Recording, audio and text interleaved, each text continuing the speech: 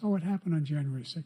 We saw the people breaking through the windows. We saw people occupying his own vice president. Look, there's a reason why 40 of his 44 top cabinet officers refused to endorse him this time. His vice president hasn't endorsed him this time. So why? Why? They know him well. They serve with him. Why are they not endorsing him? Thank you, President Biden. We're going to be right back with more from the CNN presidential debate. Bro. I've never seen a bigger fucking layup get flubbed so abysmally. Like, this is incredible. Banger after banger. He is too old. He's just actually too old. No, it's literally. It looks it's not like a perception problem. It literally looks like he's trying to push the finish. Like, it looks like they're trying to push him through the finish line. It looks like they are trying to push him through the fucking finish line. Like, he's gonna die the moment that he's in office if he actually ends up like winning, which his chances are looking less likely after today. Yeah, he needs to be president until he's 86. Like, he just needs to do that for some reason. What the fuck? I mean, look, the expected thing was obviously the gyration session that we saw for Israel dick riding, and even then, like, that was whatever, right? They quickly glanced it. CNN's not gonna cover it. They don't want to fucking make up a big stink. However, the abortion question, that's a layup. They gave that to you, dog. You fucking boofed it. He literally his worst issue. Rapist immigrants? Like, bring up his worst issue of every issue. He has a 20% approval rating on immigration. Abortion is the sole issue that people trust him on. And he turned it into the issue that he's like one of the weakest on, which is so insane. I've never seen such a absolute masterclass in how to fucking genuinely just like flub clear cut alley oops. Oh my fucking Lord, dude. The only like silver lining for this is that people already thought Biden was like this to begin with, and he was already kind of competitive still. So like it might not change anything. Like people already thought this was what he was like. No, dude, this is not for those people though. This is not for those people. This is for Pennsylvania voters. This is for voters in like Georgia. This is for voters in. These are for like the 20% that's still like, oh, I don't really like either candidate. I don't know what the fuck's going on. Like, you know, that's the reason why it's so early. The reason why they did this so early was because the Biden team thought if Biden can perform, right, low expectations, and Biden performs, and then Trump says like a bunch of crazy nonsense, right? Then like those voters will be reminded of how chaotic Donald Trump was. And there is no way that you can fucking hack job this into a manageable situation for Biden that like makes Trump look worse and Biden look better, because every fucking frame side by side, he's looking like a doddering old fool looking in the other direction. It's so fucking bad. Staring into space. Yeah, and obviously the massive moment of the debate is like when he flubbed it, when he just went and then just like stopped himself. Every moment. I mean, it's just like the split screen is absolutely cooking him, because I don't think he's aware that he's on camera all the time. And when he's on camera all the time, he just looks like he's like gazing off and seeing fucking the Grim Reaper in the other side of the goddamn room. You know what I mean? Does he still believe this pre-debate take? New article on Debate Tomorrow, while conservatives may not want to admit it. I was trying to be conservative here. I thought that well, it doesn't matter how bad Biden does. People already think he's like terrible. He's totally out of it. So like that's going to be a wash. But like to make Trump look bad, you kind of have to like apply some pressure onto him. Yeah. And Biden's just not doing that at all. Honestly, it makes me kind of like appreciate like kind of bring back Hillary a little bit, because like she won that first debate in 2016. She like did a good job then. Like, God, it's actually fucking crazy. It's actually fucking crazy. It is like there are so many instances where like they're throwing Biden layups.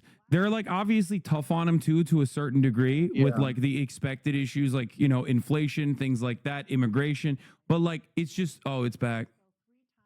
Oh, right. Hillary did win that debate. It happened. She went up in the polls. It was real. I don't care, chat. 5 times the rate of white Americans. About somehow there's all this misrepresentation, all this stealing. There is no evidence of that at all.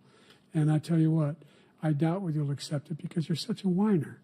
The idea, if you lose again, you accepting anything, You can't stand the loss. Something snapped in you when you lost the last time. We'll be right back with more from the CNN presidential debate, live from Georgia. Bro, that was crazy. Biden fat shamed him. Oh yeah, I mean that was he tried. The problem is he fucking tried and he failed because he flubbed it when he's like, "You're 6'5", 200," and like that was insane, brother. That was actually such an obscure thing. It was like about how like he like said his weight when he got put in for like the conviction in Georgia was 215, which is like funny, but I haven't thought about that in like a year. Yeah, I mean there's a lot of bangers in there. Like the Alley Cat one was such a banger that they fucking laid that up and tweeted it alongside, you know, like how Kamala released their fucking merch drop. Yeah. In the primaries, like way back in the day.